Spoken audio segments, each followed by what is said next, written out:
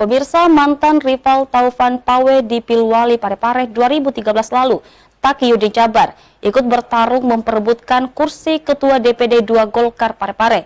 Taqiyuddin maju melawan Erna Rashid Taufan, yang tak lain istri Taufan Pawe.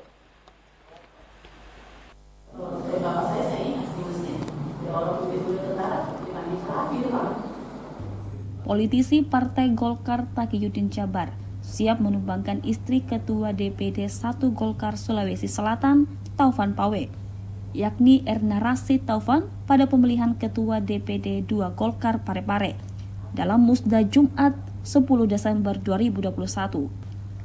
Tahapan fit dan proper test telah dilalui baik Taqiyuddin maupun Erna Rashid Taufan di kantor DPD 1 Golkar Sulawesi Selatan pada Rabu 8 Desember 2021. Kedua calon ketua ini diuji langsung oleh Taufan Pawe dan beberapa penilis dari unsur elit Golkar Sulawesi Selatan.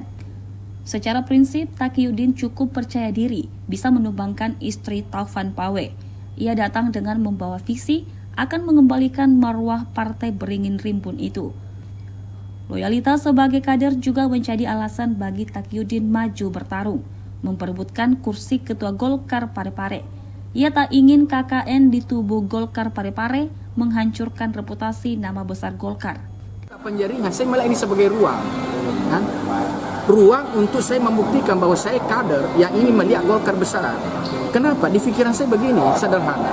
Kalau misalnya Ibu Taufan, ya, Ibu Taufan maju sebagai salah satu kandidat, kira-kira, ya, bagaimana pikirannya, bagaimana pendapat orang, seorang ketua DPD 1 melantik istrinya menjadi ketua DPD 2. Apakah ada kejadiannya di Indonesia seperti itu?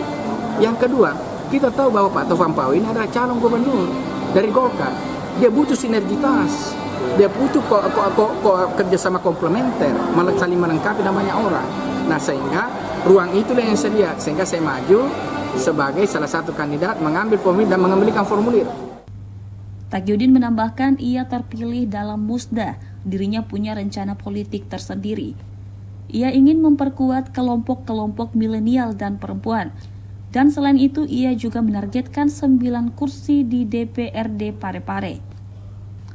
Mardianto Lahamid, Celebes TV. Kira-kira bisa meningkatkan suara